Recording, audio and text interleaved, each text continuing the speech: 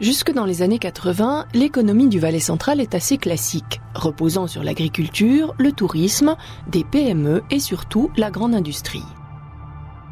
Pourtant, le climat industriel n'est pas au beau fixe. En cause, le déclin de l'emploi, dans les usines d'aluminium notamment. Le manque de grandes écoles en Valais pousse les étudiants à s'expatrier et souvent à ne plus revenir. Par une crise de conscience salutaire, l'idée germe de freiner ce que l'on appelait l'exode des cerveaux vers d'autres cantons. Il s'agit de former les étudiants sur place, ici en Valais. Notre idée, c'est de profiter de cette expérience Nomocom pour rapatrier une certaine quantité de technologies et de connaissances dans la région au profit de certaines sociétés qui sont installées. C'est vrai que nous étions des optimistes, peut-être un petit peu naïfs, mais aujourd'hui, en regardant le résultat, on voit que ça a pas mal réussi. Marc-André Bercla fut le premier directeur de l'école d'informatique de Sierre. On le retrouve ici, 30 ans plus tard, sur le site de Technopôle qu'il a cofondé. Il a également été l'ancien directeur de l'établissement qui est devenu la HES SO Valais. Il a présidé par la suite le comité directeur des HES de Suisse occidentale. Il est désormais le directeur opérationnel de l'antenne EPFL Valais. Ses débuts dans la vie active ont eu lieu dans une conjoncture quelque peu morose. Morose, c'est peut-être un grand mot, mais on sentait quand même un certain coup de frein. Il manquait un petit peu d'envie dans la région. Et puis, un des défis, c'était de trouver du travail pour les jeunes qui étaient formés à l'extérieur, de les faire revenir ici, pour qu'ils créent de la valeur ici, qu'ils développent des entreprises ici. Donc on a trouvé ici à Sierre une envie, plusieurs personnes, plusieurs groupes différents d'ailleurs, se sont mis à développer des idées pour éviter que Sierre devienne une cité dortoir, à un moment où on sentait tout de même le déclin de la grande période de l'aluminium dans la région.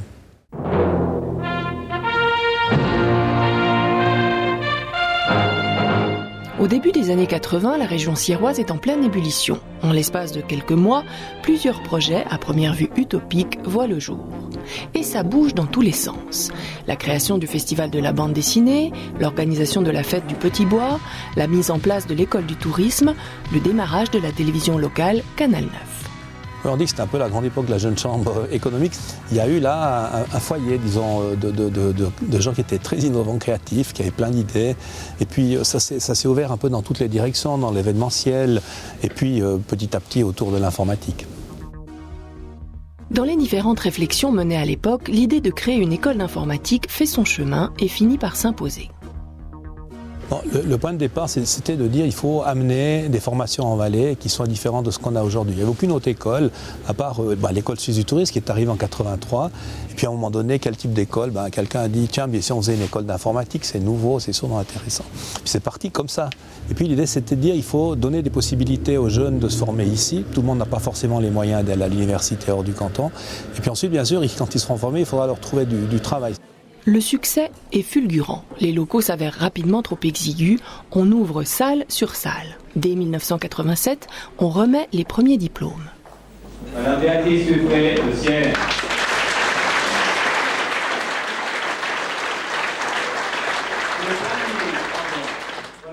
C'est vrai que je me suis rapidement rendu compte qu'on peut bien créer une école à partir de rien, mais il faut la rattacher à quelque chose. Il faut la rattacher à des structures nationales, notamment à des systèmes de reconnaissance nationale.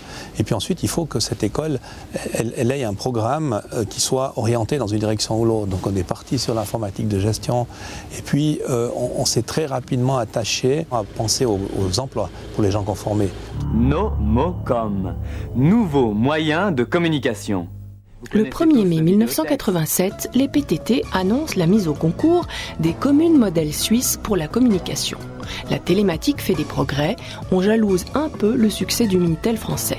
La régie fédérale propose à une douzaine de communes de devenir pilotes en matière de communication télématique. Au départ, 23 communes s'étaient portées volontaires pour tenter cette expérience, mais 12 seulement ont été sélectionnées dans un premier temps. Les communes romandes qui se retrouvent parmi les élus sont celles de Nyon, du Val-de-Travers, de Sierre et de Bienne. D'après la planification qui avait été établie dans l'avant-projet, on peut espérer que d'ici la fin de cette année 88, peut-être comme cadeau de Noël, les premiers essais de communication locale auront lieu, et en tout cas pour 1989. On s'affaire autour de toutes ces nouveautés soudaines. Une grande exposition présente les applications possibles pour aider le public dans la vie de tous les jours grâce à des services télématiques. Le vidéotexte suisse démarre au niveau régional par ce projet. Merci aux représentants de VTX Service pour cette démonstration de l'utilisation d'un serveur télématique pour la réservation hôtelière. Canal 9 se retrouve dans cette nouvelle mouvance de communication et réalise 4 clips de promotion des services proposés par le projet Nomocom. Avec Nomocom, le vidéotexte, c'est aujourd'hui demain. Vraiment, on avait des technologies qui étaient assez archaïques, puisqu'on avait tiré, extrait ou extrapolé du Minitel français un vidéotexte à la sauce suisse. Mais ça a quand même donné l'élan, puis ça a donné plein d'idées, ça a permis de créer finalement plusieurs structures qui existent d'ailleurs encore aujourd'hui, qui sont développées autour de ces technologies-là. Mais tous ces prémices de communication par télématique ont été balayés par une vague de fonds irrésistible. En mars 1989, il y a 30 ans, un nouveau protocole de communication télématique voit le jour au CERN, ici à Genève, le World Wide Web. Dans ce prestigieux laboratoire scientifique genevois, les physiciens imaginaient-ils la révolution qu'ils étaient en train de mettre en place ? Comme toutes les révolutions, c'est la 4e, on dit, elle va changer tout. La manière dont on éduque, la manière dont on consomme, la manière dont on vit, tout va changer. On retrouve Xavier Comtesse sur le site du CERN, dans l'emblématique Globe de la science et de l'innovation. Licencié en mathématiques et docteur en informatique, il a créé le concept de SwissNex, un réseau mondial chargé de tisser des liens dans les domaines de la recherche et de l'innovation. Il est nommé directeur du groupe de réflexion Avenir Suisse, qui a pour objet de développer des idées pour le futur du pays. Pour lui, cette volonté de créer des écoles pour que les cerveaux ne fuient pas le vieux pays a été salvateur. Maintenant, vous avez une concentration forte de chercheurs, d'étudiants, qu'il n'y avait pas à l'époque. Et ça a attiré non seulement des Valaisans, mais beaucoup d'étrangers. Donc ça a attiré des gens de très loin, du Canada, de France ou de Suisse, mais pas que des Valaisans. Et c'est ça qui a enrichi le Valais. À l'époque, il ne faut pas oublier, les étudiants, ils allaient à Neuchâtel, Fribourg ou Genève et ne revenaient jamais au Valais. Les écoles du tourisme et d'informatique se retrouvent rapidement très à l'étroit, victimes de leur succès.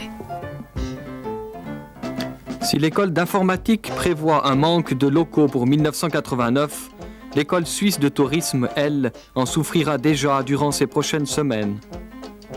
Ce qui fait qu'avec le développement complètement extraordinaire de l'école d'informatique, on avait loué en ville de Sierre 6 immeubles différents. Donc les étudiants faisaient le tour de la ville à pied pour aller d'un cours à l'autre. La situation devenant intenable, on se prend à rêver. Près de Nice, sur la Côte d'Azur, s'est créé le plus important technopôle de France. Ce pôle d'innovation et de compétitivité a connu un essor gigantesque depuis 1969. Il regroupe actuellement plus de 2200 entreprises et emploie 36 000 personnes. Un exemple d'excellence qui ravit nos pionniers valaisans. Moi-même, j'étais passionné par ce qui se passait en France, notamment à Sophia Antipolis. Et puis, on s'est dit, tiens, on va faire un parc d'activités technologiques à Sierre. C'était assez complètement utopique, je dirais. Mais on voulait finalement faire autre chose que satisfaire nos propres besoins. L'idée, c'est vraiment d'amener quelque chose à l'économie sierroise et contribuer au développement de la région. C'était presque visionnaire. On ne s'attendait pas que là-bas, tout au fond du Valais, des gens, parce que c'est des individus, il faut voir, aient le courage de se lancer dans ce domaine-là. Des domaines qui étaient à la pointe déjà, l'informatique, les télécoms, la télévision, c'était bien. Le site pour ce projet se composait de vergers et d'aimables cultures de fraises que la bourgeoisie de Sierre réservait pour un éventuel développement des usines Alu suisses. D'abord, il a fallu obtenir les terrains, l'utilisation des terrains de la bourgeoisie, l'autorisation également de la direction d'Alu Suisse, puisqu'on a construit devant les fenêtres de la salle de direction, de la salle du conseil d'administration. Donc c'est sûr qu'il fallait avoir un projet, il fallait surtout savoir l'expliquer, le vendre, et puis y croire. Donc quand on a l'esprit d'entreprise et qu'on croit à un projet et qu'on y va, souvent ça peut réussir. Que se serait-il passé si ce virage numérique n'avait pas été pris à temps ? Catastrophe. Non mais je vous le dis, catastrophe. Ce serait le Jura. Vous auriez vendu toutes vos maisons aux Suisses allemands. C'est ce qui se passe là-bas. Non, le jeu était sur la jeunesse. Ça, c'était le cœur du cœur. La réalité rejoint le rêve. Les excavatrices arrivent. Les murs sortent de terre. Le bâtiment Antares est inauguré en mai 1989. Ce qui a été surprenant, c'est qu'on n'a pas vu qu'ils allaient gagner. Et tout d'un coup, on a vu qu'il était possible, en fait, loin des réseaux, loin des aéroports, de réussir un coup de force de ce type-là. Ça dépend d'une seule chose, des projets et des gens. Et ça a été gagnant. On s'est laissé entraîner par le courant aussi. Par contre, on a toujours été, et nous sommes toujours prudents. C'est-à-dire, plutôt que de tout construire d'un coup, on a toujours fait par étapes en disant, on construit en fonction de ce qu'on est capable de supporter. Très rapidement, un second module se construit. Il accueille les médias régionaux, le journal de Sierre, l'antenne sierroise de Radio Rhône, une agence de publicité. Canal 9 y déménage tout son studio, dans des locaux flambant neufs, adaptés aux besoins d'une télévision, avec notamment un plateau surélevé. Technopôle a pour vocation d'attirer des entreprises dans le domaine de l'informatique et de la communication, mais les initiateurs avaient une idée derrière la tête. Le problème qu'on a au niveau de l'école technique, c'est 400 personnes en cours par semaine, c'est-à-dire qu'on va corriger un problème de locaux en attendant que les autorités responsables le corrigent d'une manière un petit peu plus concrète en nous donnant des locaux plus spacieux et plus adaptés à nos besoins actuels. Il y avait eu un projet qui était d'implanter dans un des modules l'école d'informatique. Aujourd'hui, avec le recul, on se rend compte que c'était très très juste de mettre l'école tout proche de la gare. Et ça ne nous empêche pas ici d'avoir des activités de recherche, de collaborer très fortement avec l'école. Le conseiller d'État Serge Sierot est en charge du dossier. La Haute École du Valais prend forme. Le chantier est ouvert. Si les travaux ne prennent aucun retard, dans 27 mois exactement, les 38 classes de la HEV ouvriront leurs portes à la Plaine Bellevue. Le bâtiment est conçu pour accueillir quelques 1200 étudiants. En février 2003, c'est Marc-André Bercla qui recevra les clés du bâtiment. Pour l'instant, il se réjouit de voir son château prendre forme. Oui, c'est un moment très important puisque nous avons commencé nos études préliminaires en 1989 et je pense que ce bâtiment sera un moyen de renforcer fortement la Haute École valaisanne. Mission principale, intégrer en douceur 54 000 m3 dans le paysage sierrois. Nous avons un corps de bâtiment allongé qui fait à peu près 100 mètres de long, qui comprend toutes les salles de classe, un corps intermédiaire qui comprend le foyer de Lola, qui comprend les salles d'exposition et le restaurant. À force de pugnacité et de patience, Sierre compte désormais de nouvelles infrastructures très modernes. La ville se renouvelle. Il ne faut pas penser les sites en termes de construction immobilière. Ce qui est très important, c'est la qualité des gens et leur capacité de communiquer dans le monde et d'attirer d'autres collègues. C'est cette attirance qui est le centre du succès. Ce qui fait qu'aujourd'hui, il y a 1400 étudiants à Sierre, on ne le sait pas toujours, mais c'est une très grande école, même à l'échelle nationale des HES, et ça, c'était vraiment important.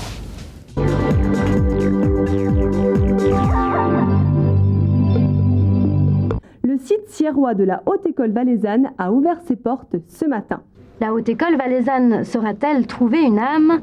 La réponse pourrait bien appartenir aux élèves de la rentrée 2003.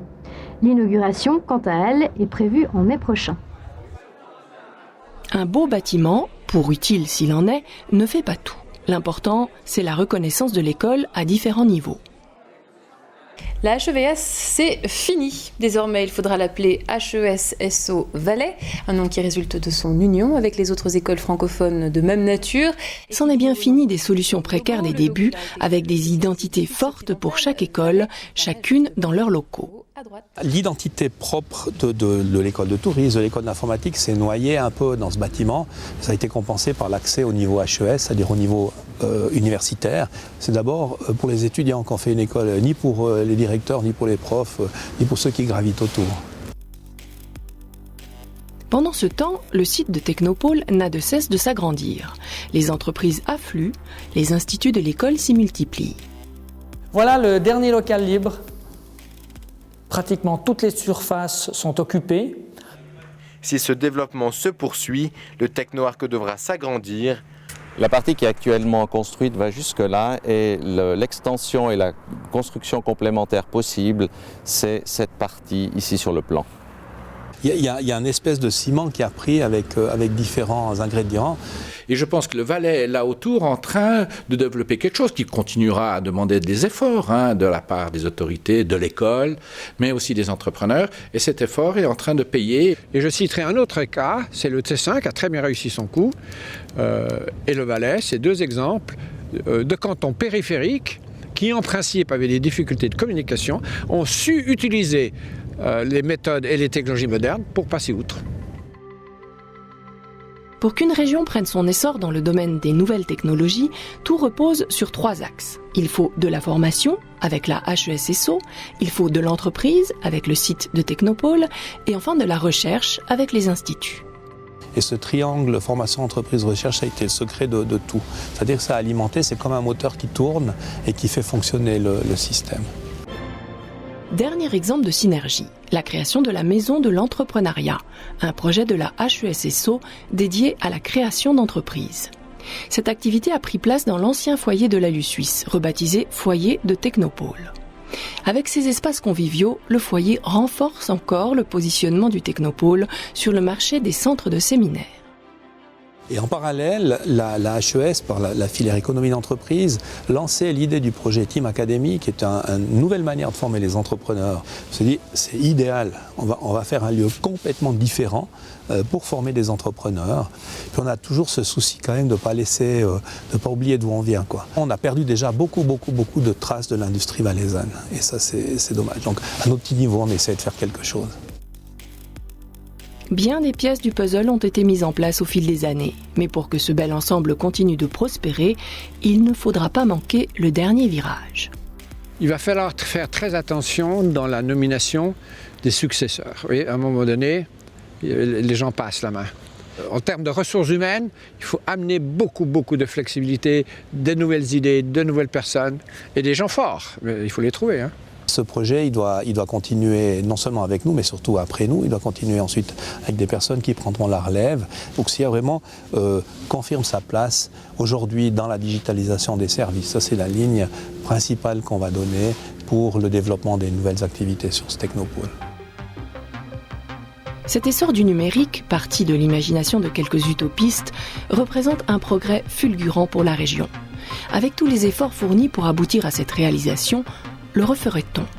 Oui, je le referai en espérant ne pas connaître les difficultés à l'avance, parce qu'autrement on veut trop calculer, trop préparer, c'est plus difficile. Il faut un petit peu d'inconscience aussi pour réussir. Et que pourrait-on faire d'un coup de baguette magique ? Eh bien, je créerais un prix des 100 plus grands chercheurs, entrepreneurs en intelligence artificielle à Sierre. Et une fois l'an, j'invite tout le monde. Et à partir de cette invitation-là, on crée un pôle d'intérêt, on fait des rencontres et on fait surtout de l'émulation chez les jeunes.